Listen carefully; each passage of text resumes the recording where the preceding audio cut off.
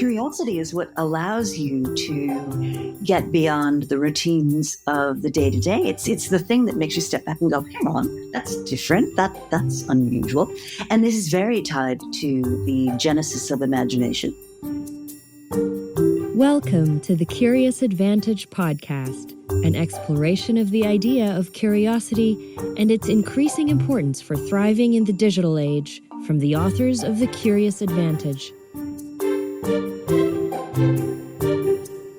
Hello, and welcome to this episode of the Curious Advantage podcast. My name is Simon Brown, and I'm one of the co-authors of the book, The Curious Advantage. And today I'm here with my co-authors, Paul Ashcroft. Hello. And Garrick Jones. Hi there. And we're delighted to be joined by Rita McGrath. Hi, Rita. Hi, pleasure to be here. Oh, welcome to the Curious Advantage podcast. So, Rita, you're an author, speaker, CEO and founder of Valise and professor at Columbia Business School. So maybe just to kick things off, could you tell us about your journey and how you came to be where you are now? Oh, goodness.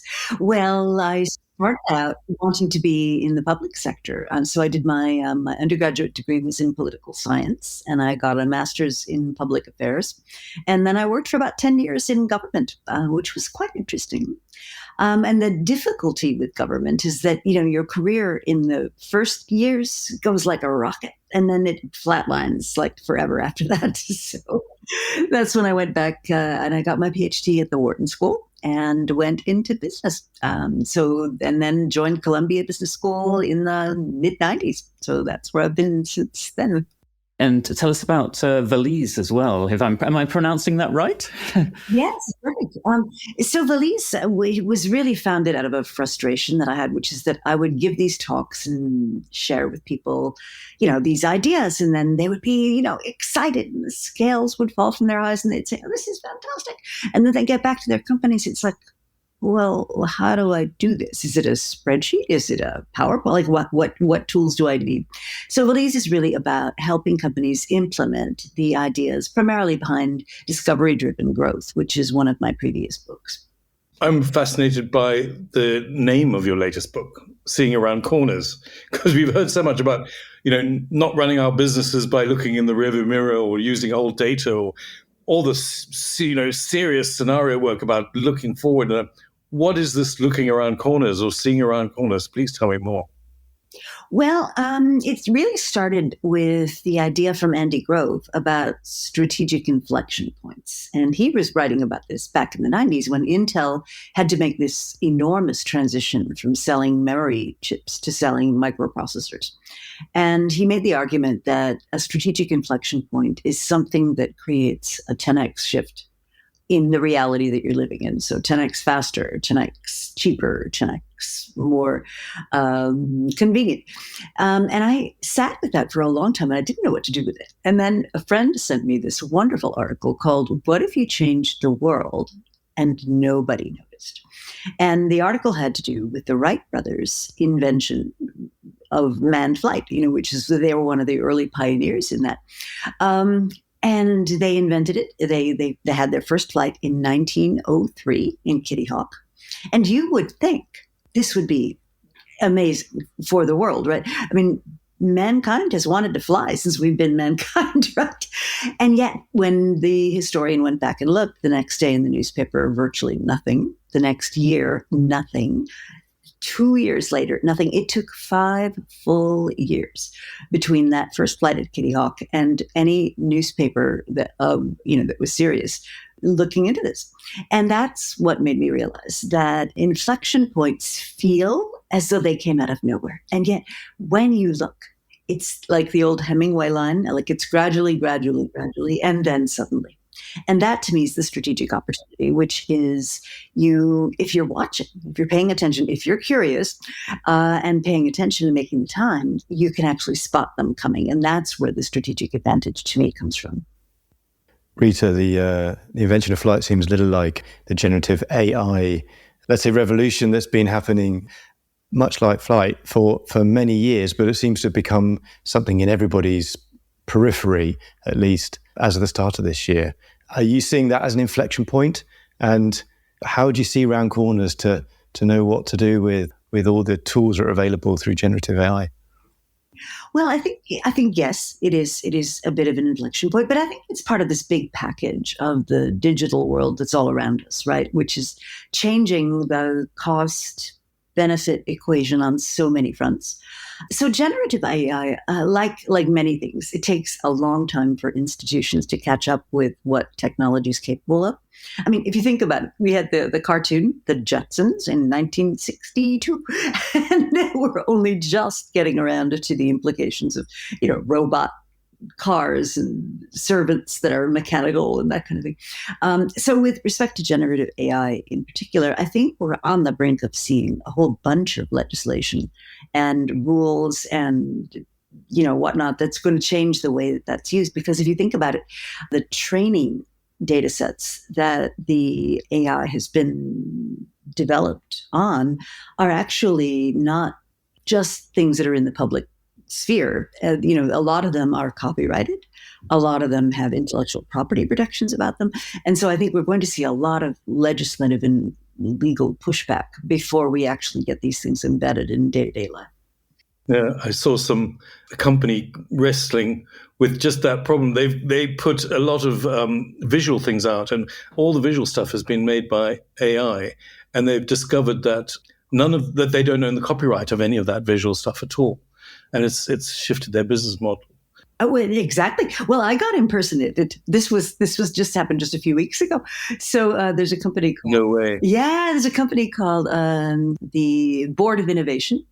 And without my knowing it, without my having any cooperation with them, without my giving permission, they put me literally up on their website with the tagline, "Personalized strategy without the expensive fees," and treated it as though it was me, giving the advice. And then, that was bad enough. But even worse, when you went and asked it a question, the advice was terrible. So it was like awful on two dimensions. It was really bad. Rita, how do these inflection points make seismic change? What's that relationship? Well, it takes a long time, and and I think that's one of the interesting things, because when they finally are obvious to everyone, it feels as though they came out of nowhere. It feels as though they just happened, but when you really look at them, they've taken forever to kind of unfold. And so, why do existing organizations so often miss them? And I think what happens is that at any particular point in time, there are things that are possible and things that are not. And when an organization is successful, you create a recipe for success, and that recipe has certain rules. You push here and that happens, right? And then that gets embedded in your standard operating procedures. That gets embedded in your KPIs, your key performance indicators. That gets embedded in how you're regulated. That gets embedded in, all this stuff that is relevant to what's possible at a particular point in time. And what an inflection point does is it shifts what's possible, but it takes a really long time for all those rules and procedures to catch up. And I know in the book you talk about how we can overcome blind spots that maybe stop us from seeing those inflection points, and in particular some practices around how we could do that. Could you share some things we could all think about of how we can actually avoid missing the inflection points when they do appear? Well, I think the big mandate from the book is take the time. What I would observe is so many executives are just nose down in their emails, in their meetings. It's 24/7. They're so busy that they just never take that big step back to reflect. So some practices that I like to encourage people to deploy are, do you get out to the edges, as I call it? So a great phrase from Andy Grove, which I've adapted, is, snow melts, but it melts from the edges.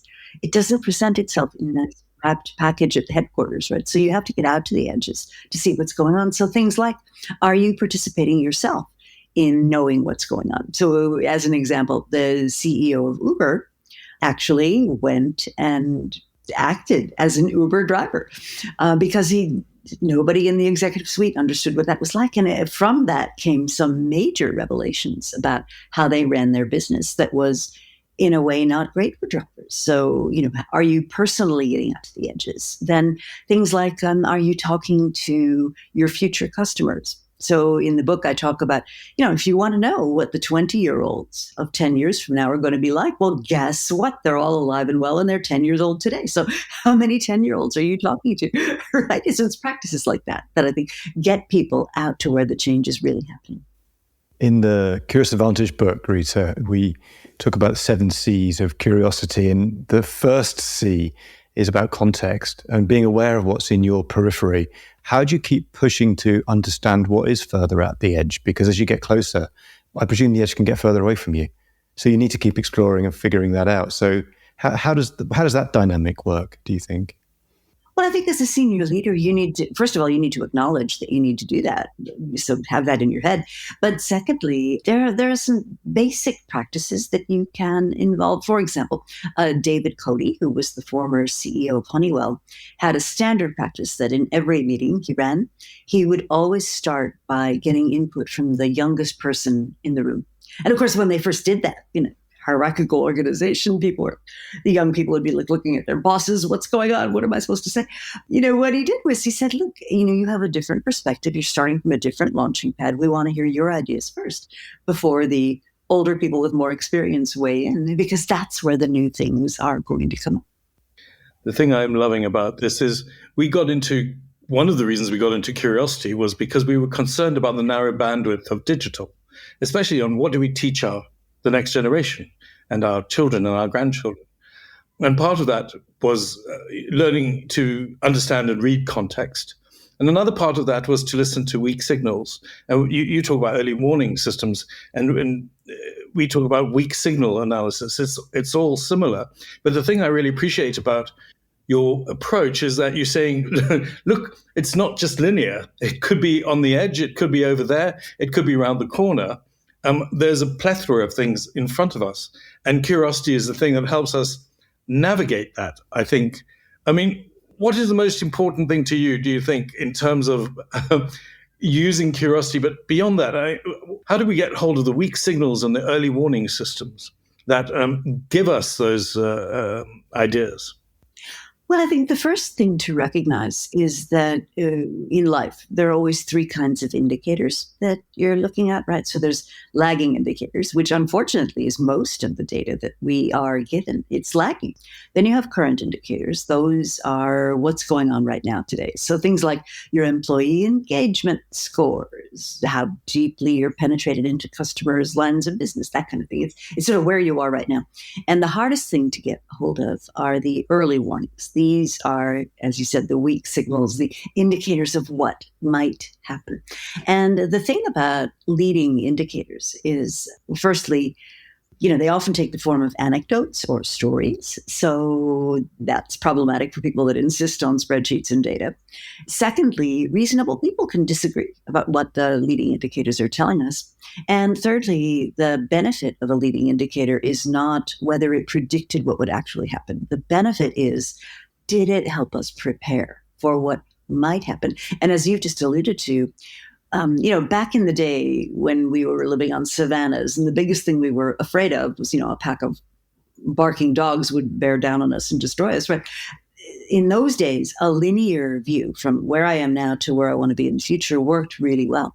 Today's environments, though, are much more complex. So what we need to be always keeping in mind is that you want multiple futures that you're thinking about and preparing for. And so the leading indicators about multiple futures is what you would look for. When it comes to how you do that, what I like to say is pick a time zero, which could be a benefit, it could be a disaster, but it's an event that's going to represent, okay, the inflection point has happened. It's here. It's now. You can take pictures of it, but then work backward. Right. And that's where you want to pick up those weak signals. It's what would have to be true before this time zero event could happen. And then you want to pay attention to how that's emerging.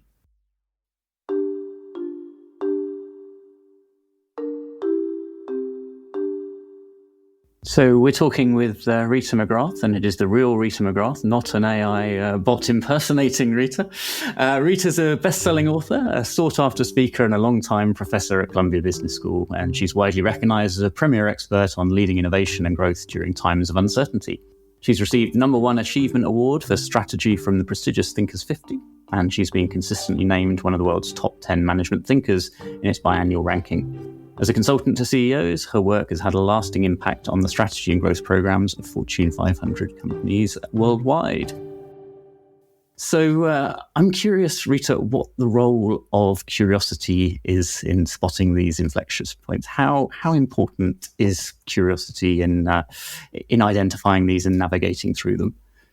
Oh, curiosity is huge, right? Because curiosity is what allows you to get beyond the routines of the day to day. It's the thing that makes you step back and go, hang on, that's different. That's unusual. And this is very tied to the genesis of imagination.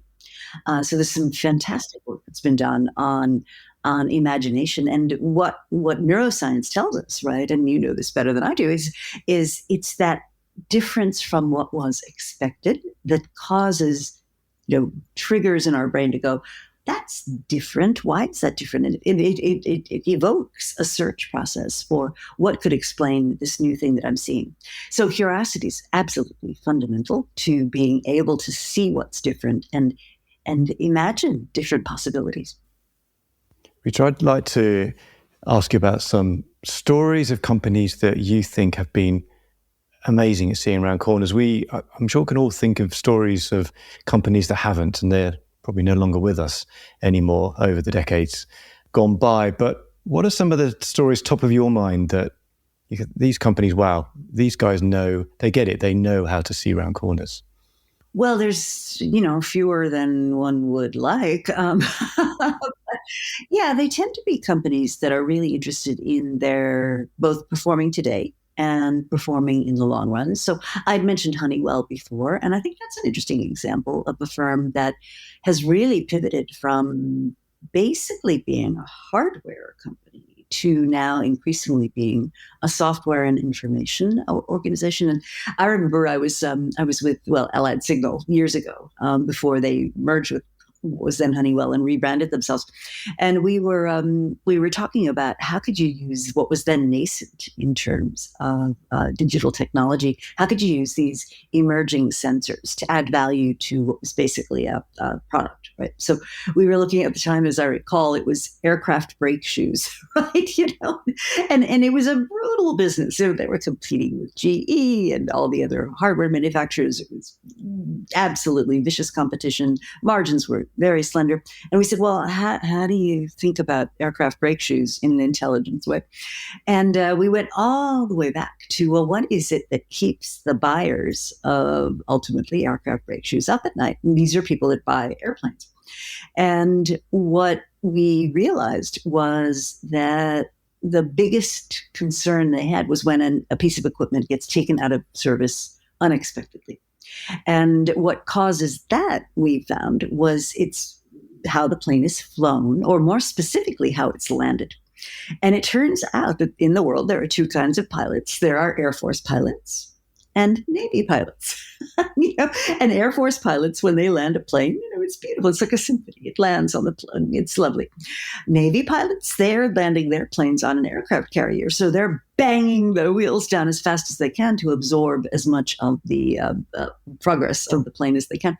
So these guys get decommissioned and sent back into suburban, civilian life.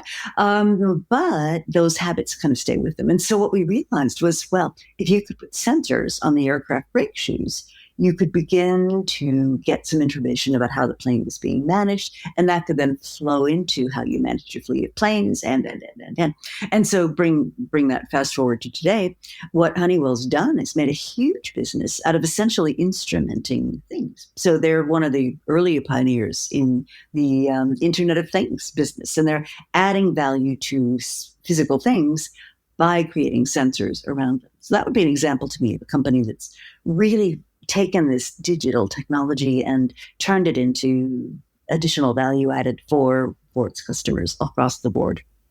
I love that. And also that really explains whenever you're on a flight and you sometimes think, wow, that was a super smooth landing.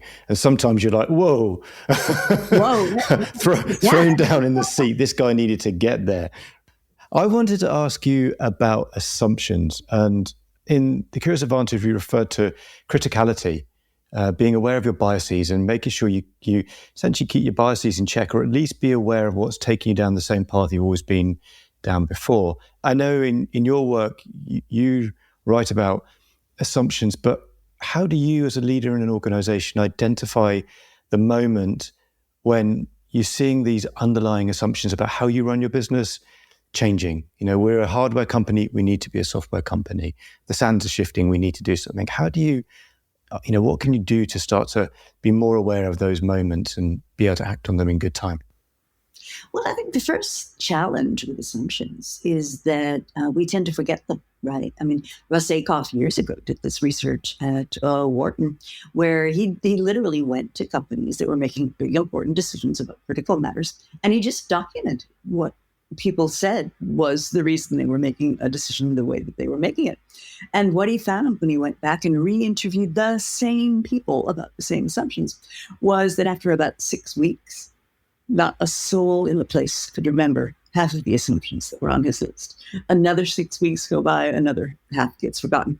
So the first big problem with assumptions is we tend to forget them. Now, the second big problem with assumptions is those that aren't forgotten get turned into facts mysteriously in our minds. So it's just an assumption, but all of a sudden we treat it as a fact. So I think the first big discipline is document them.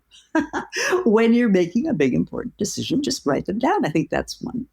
The second thing I think that's really important is once you've documented your assumptions, is to say, well, what evidence do I have that supports that assumption being treated as though it were true?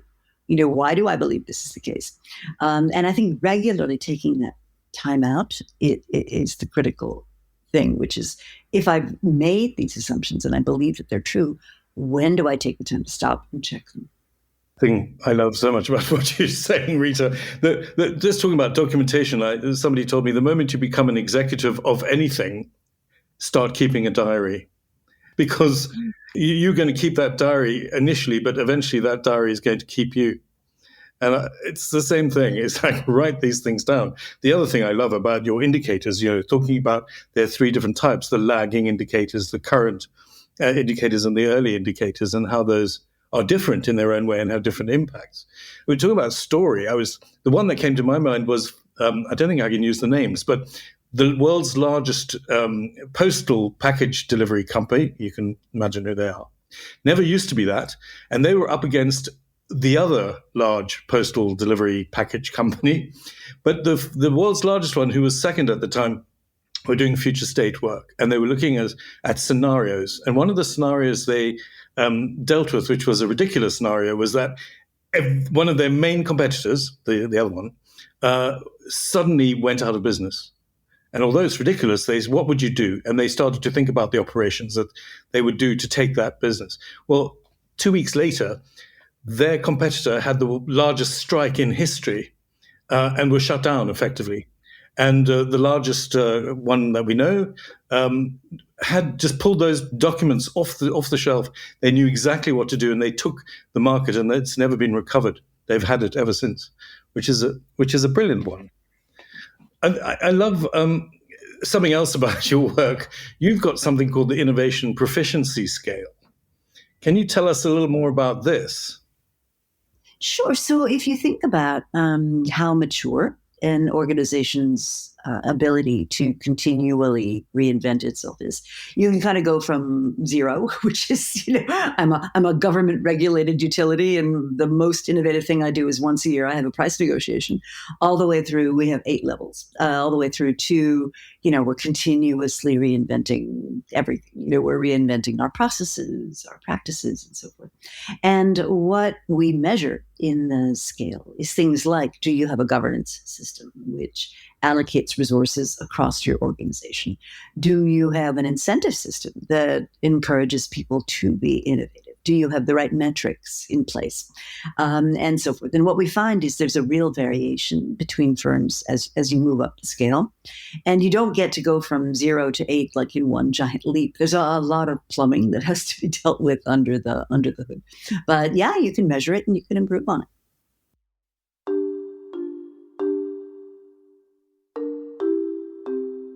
Welcome to the Curious Advantage podcast. This series is about how individuals and organizations use the power of curiosity to drive success in their lives and businesses, especially in the context of our new digital reality. It brings to life the latest understanding from neuroscience, anthropology, history, business, and behaviorism about curiosity, and it makes these useful for everyone. So I'm curious about one of the things that you referenced earlier on about executives not having the time to sort of reflect and actually sort of spend time, in our words, I guess, being curious. And it's one we get asked a lot. How do we convince people that they should be spending the time? I'm curious, how do you answer that in terms of investing time in that reflection that you described in understanding? What's the strongest argument that you found that really resonates to actually get people to sit up and take note and this is important? Well, if you think about a continuum of certainty on the one hand and uncertainty on the other, where certain businesses are very predictable. You're selling college textbooks, and next year is going to be a lot like the year before, and that was a lot like the year before that. In those kinds of very predictable businesses, your job is operations, right? You're just turning the crank, and it's going to repeat and repeat and repeat. But as you move out in dimensions of uncertainty, as life gets more uncertain, and honestly, today, I don't think any business is back in that situation where things are perfectly predictable. As you get more uncertain, more and more the value that you're creating as a leader is option value, which is the value, which is very real, of the right to make a choice in the future. And I think that's something leaders intuitively understand. So the fact that you're even listening to a podcast, right? That you don't get out a slide rule and say, what's the net present value of my 30 minutes invested in this podcast, right?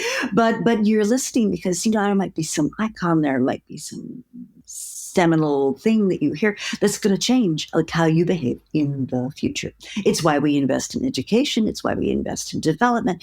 And so it's a very intuitive concept. And yet somehow when we get into making business decisions, people forget that. And so the strongest argument I've found is understanding the concept of option value. And you need to be able to build the capability to make those future choices in a way that makes sense.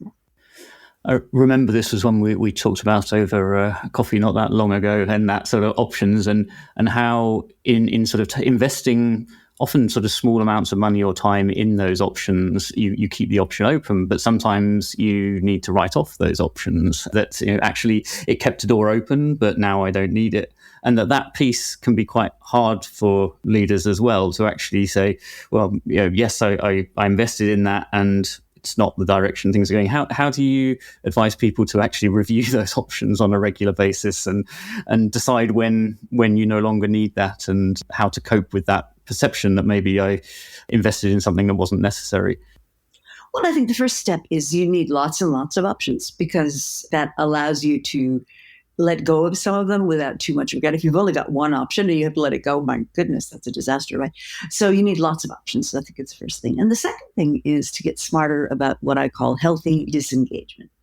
And what happens with most organizations is, yes, they do disengage, but because, people's identity, people's self-worth, people's commitment at work is so tied to the particular thing they're doing at the office, that to shut it down is like horrible, right? Whereas if you have a lot of different options, it becomes much more straightforward. So I think that's the first thing. Second is this notion of healthy disengagement, which is, okay, we've made the decision this is going to have to be shut down. Let's run through all the stakeholders who are going to be affected. Let's decide what makes them whole once we've made our choice. And then, is there something of value here that we could use elsewhere? So is there technology that could be moved, say, into an operating unit? Are there people who've got new capabilities that we could use somewhere else in the business? So it becomes kind of an opportunity to explore and discover, rather than this, oh my God, we're shutting this down. It's, the world is the worst thing in the world. It doesn't have to be at all.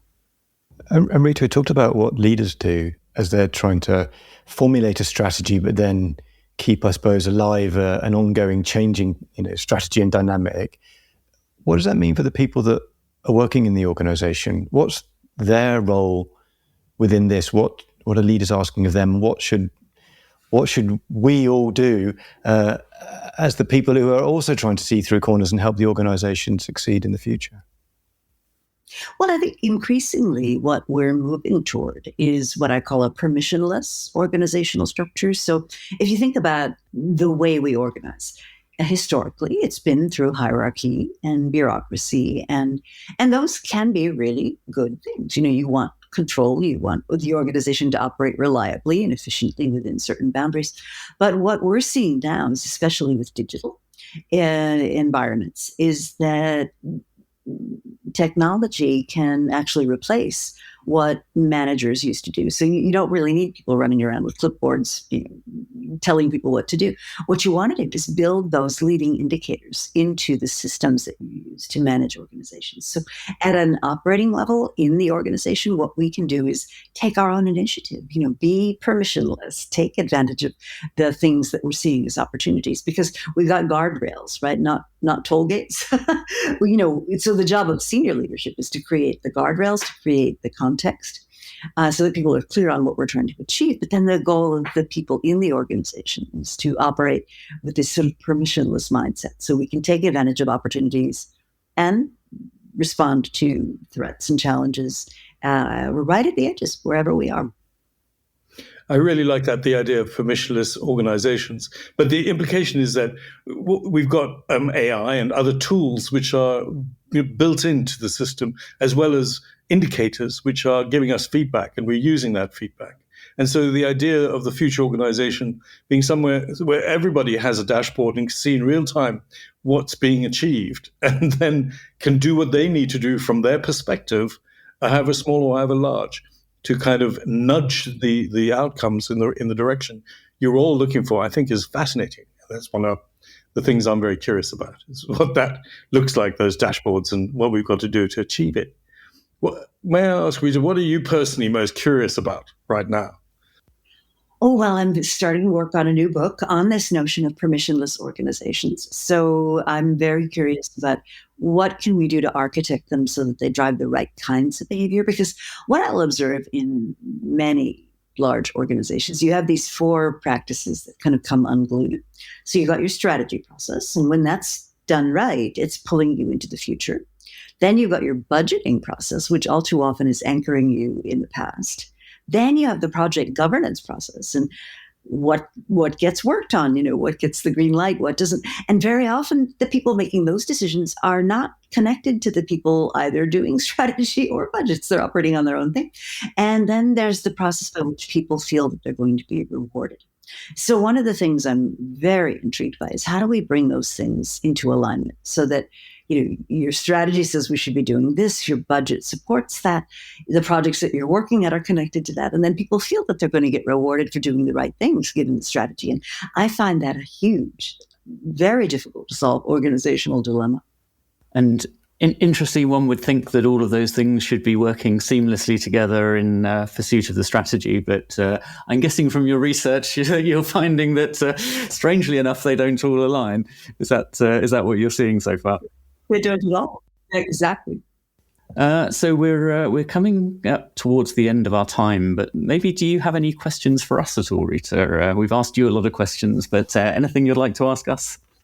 Of course. Well, I would love to know how you keep that spark of curiosity alive in the senior leaders that you deal with. Because what I would observe is by the time they get to be in serious leadership roles, a lot of the playfulness, a lot of the curiosity seems to get kind of drained away from them, and they're in this mode of frustration and impatience more than they are in taking the time back and being curious. I'd love to know how you get them to take that time. I've got a story. I like to tell senior leadership in that position the story we all know about Captain Sully, who landed the plane on the Hudson. And when he did that, and they did the analysis afterwards, they asked him, what was it about him that made him different? And they went through his everyday processes. And what they discovered was, even though being in a cockpit is a high-risk scenario, and you have to be framed by so much behavior and so many rules, he would walk into his cockpit every time he flew, and he would say to himself, what can I learn new today? Or what can I explore even further today. And as a result, he was continuously playful and continuously open to learning new things about his cockpit that he hadn't known before. And he learned something every time. What it meant is when he came to land the plane, he had all those options you were talking about, so many options that he could make those strategic decisions in 2 minutes and 36 seconds and save everybody by landing on the Hudson. And I love that story because it kind of goes, well, there's also rules, but within the rules, there is lots of play to be, an infinite amount of play to be had. And there are also non-rules, and outside of the rules, there's an infinite amount of play to be had. But if you do play and you do look and you do ask, what can I learn? You're going to give yourself options. I mean, for me, I like to put it to the how can you afford not to be curious? So we see the accelerating pace of change, whether that's through technology, through AI, through biomedical science. All of these things are accelerating. And as a leader, if you're not curious to keep up with it, and if you compare to other organizations where maybe there's a greater level of curiosity, then just the ability to compete will not be there. That as a leader, I see it's, in my mind, imperative to keep that curiosity in order to be able to find out, what is going on. To your point, what options are there that we need to be considering? And I'm likened to the quote, which I won't do justice to, but along the lines of how something is impossible until it gets done. And I think more and more we're seeing that happening, that things we perceive to be impossible because of the assumptions that we've built actually are becoming far less impossible. And the accelerating changes means we need to be curious to be able to actually understand what is possible and what isn't. Paul, what about you? Yeah, I mean, I think it's a great question. My answer would be about the community you keep around you. And the old, if you find yourself the smartest person in the room, time to find a new room. The most interesting leaders that certainly I work with or come across, Simon included there, invest heavily in putting around them a really interesting community of people that don't think in the same way that they do, and often are quite challenging in the way they think and the way they work from many different perspectives and probably from many different walks of life. And Garrick and I did a talk earlier this week to, I think, about 1,000 people from 40 different countries from every part of the world. And it is quite humbling to hear the types of questions that are being asked and how what we were saying resonated or didn't resonate with them, depending on where they're coming from in the world. So being stimulated from multiple different perspectives, I think, not only keeps you curious and interesting, but also, I think in your language, Rita, does help you see around corners as well. So what a great conversation. I've been frantically making notes. So some of the things we've covered. So hearing about your book, Seeing Around Corners. So we heard about strategic inflection points and how they're things where we're looking at a sort of 10x shift. We had the example that you gave us of the Wright brothers, how, what if the world changed and no one noticed? And in that example that it took several years for people to actually notice what was going on. We heard that Gen AI may well be one of these inflection points, but probably more broadly, actually, all that's happening within digital around us. We heard around that executives don't take the time, but maybe need to take the time to actually be able to look around and take time to reflect that actually if we have our nose down in emails, then we're not going to see these things that are going on. We heard around how snow melts from the edges, that we need to look to the edges, look to the front line to see what we can learn from our customers or customer-facing parts of the organization. We talked about indicators and heard about lagging indicators and how we need to move to leading indicators. And not all of them will necessarily help us all the time, but we need to understand in the complexity out there what are the leading indicators that will give us what we need. We heard about some pivots, Honeywell. We heard about airline brake shoes as an example, and how a good example of adding sensors of actually understanding what's going on. And then certainty and uncertainty and options, and the importance of having lots of options and then maintaining a healthy disengagement around those options as well. And then finally, the permissionless organization, and looking forward to reading your next book when that comes out and hearing more on that one. So lots we covered, Rita. Any one takeaway from all of that for our listeners that you'd like to leave them with? Oh, I think, uncertainty can be challenging, but my recommendation would be those who learn fastest are going to succeed in a high uncertainty environment. Love that, and that very much resonates with me. So it's a great way of summing up. Thank you so much for joining us, Rita. It's been a pleasure. So you've been listening to a Curious Advantage podcast. We're always curious to hear from you. If you think there was something useful or valuable from this conversation, we encourage you to write a review for the podcast on your preferred channel, saying why this was so and what you've learned from it. We always appreciate hearing our listeners' thoughts and having a curious conversation. So join today at #CuriousAdvantage. The Curious Advantage book is available on Amazon worldwide. Order your physical, digital, or audiobook copy now to further explore the 7 C's model for being more curious. Subscribe today and keep exploring curiously. See you next time. Thank you for listening to the Curious Advantage podcast. The Curious Advantage book is now available to purchase on Amazon. Stay tuned for the next episode and keep exploring curiously. This podcast is produced by Aliki Palinelli and John McGinty and edited by Jill Damatak-Futter.